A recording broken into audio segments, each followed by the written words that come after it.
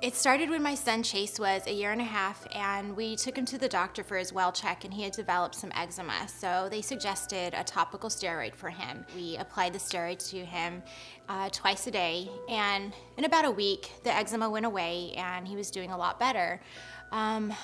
Over time, we noticed that his eczema started coming back, and it started coming back in more areas, just on his stomach, on his back, and just different parts of his body that he didn't have it before. So we went back to the doctor, and they suggested a stronger topical steroid. And his eczema had gotten so bad that his whole body was red.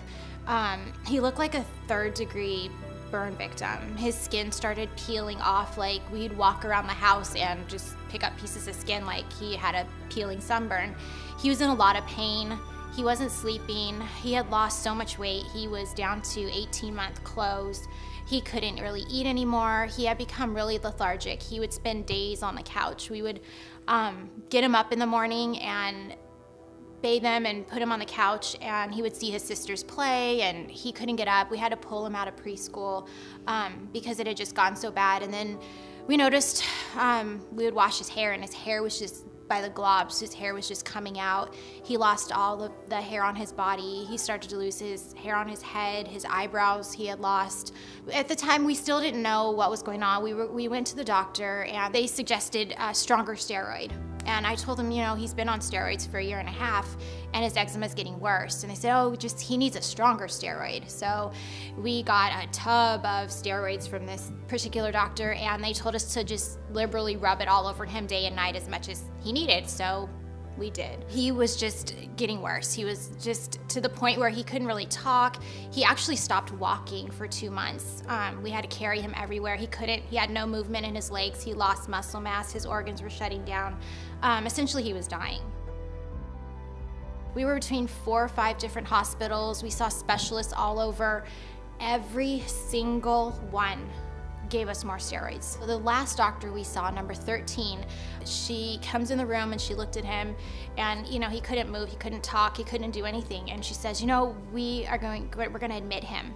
And I said, oh, what are you gonna admit him for? Like, thank you, what are you doing? What's wrong with him? I don't know, was her response. And I looked at my husband, I'm like, well, what are you gonna do then if you don't know what's wrong with him? What are you gonna do? And she said, I don't know, but I'm gonna suggest that we put him on an IV of steroids to get his body functioning again. And she left the room to go get the admitting papers. And at that point, I looked at my husband and I'm like, something isn't sitting well in my spirit. Something's not right here. I think it might be steroids. That's the only thing we keep getting, and he's getting worse. I'm not a doctor, but I just something's not right with the steroids. And my husband said, what do you want to do? And I said, let's just pray. And we prayed, and I heard God say, get out of here, just go. And I was like, they're gonna call CPS on me, because I've seen this happen before if I refuse to admit my son. But I felt like God was telling me, if you let them, they're gonna kill him, take him home. And I looked at my husband, I'm like, let's just get out of here. And we got in the car with my son and we went home. I remember we sat on the couch and looked at each other like, now what? We can't go to the doctor. Who do we call? What do we do? And I just cried out to God. I'm like, okay, you told me to bring him home. Now I gotta trust you. It was one of those things where you can't look at your husband, you can't look at your friends, you can't even look at your pastors, you can't look at anybody and say, is my son gonna be okay? Is he gonna be okay? It was me and God. Within minutes, my phone rang. And it was a friend from church, Jamie Steinson, called me, and she has been amazing with going through this process with me, looking up stuff, trying to help me figure it out. And she called and she said, I know what he has. I'm like, what? She said, it's called topical steroid addiction. I'm like, what is that? And when she said steroid, I'm like, confirmation. I'm like, God just spoke the word steroid to me a little bit ago. And she found a lady in Atlanta. She was searching, found a blog and a website. We looked it up, we read it together, and I'm like, oh my God, same symptoms. And this lady's son went through the same process and he was healed. Got her number, got on the phone with her, and walked me through the next 2 years of my life that were hell. It was like taking a heroin addict coming off heroin. He had to go through a withdrawal. We had to cut all the steroids cold turkey. I threw every steroid away, and his body was craving the steroids. But God was amazing because He provided literally everything that we needed along that process. he is such a spiritual kid. I mean, going through this, as mad and as frustrated as he got, the kid never went to bed at night without singing his worship songs, without singing Break Every Chain, and he still sings Break Every Chain. So I definitely know that he's anointed, and his future is going to be helping people. He is back in school. His hair has grown back. He's playing. He's functioning normally.